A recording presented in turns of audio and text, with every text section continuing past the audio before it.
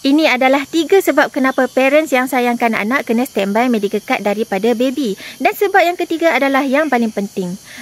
Yang pertama, baby mudah kena kemalangan. Baby ni memanglah comel, tapi mudah kena kemalangan.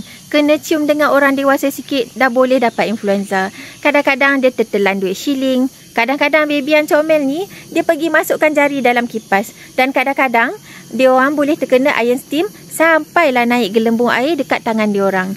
So, benda-benda macam ni, dia boleh jadi dalam sekelip mata je. Dan, bila dia orang terkena kemalangan ni, kita yang akan jadi panik. Kita sebagai mak bapak ni, kita yang jadi panik. Sebab kita takut apa-apa jadi pada anak-anak kita. Sebab yang kedua, kenapa korang kena apply medical card daripada baby? Bila baby ni dia admit hospital, kita boleh dapat lebih privacy.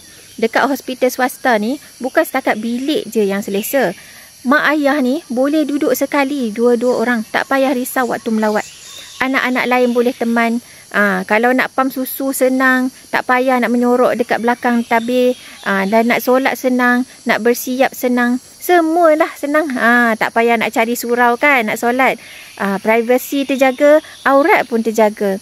Kalau korang sayangkan anak, korang mestilah sayang bini korang sekali. Kan? Yang ketiga, plan baby, dia ada cash value yang tinggi. Plan daripada baby ni, makin lama, dia akan makin banyak cash value yang terkumpul. Selepas 10 hingga 15 tahun, plan tu akan jadi aset. Boleh guna cash value tu untuk kegunaan di universiti ataupun untuk majlis kahwin anak kita nanti.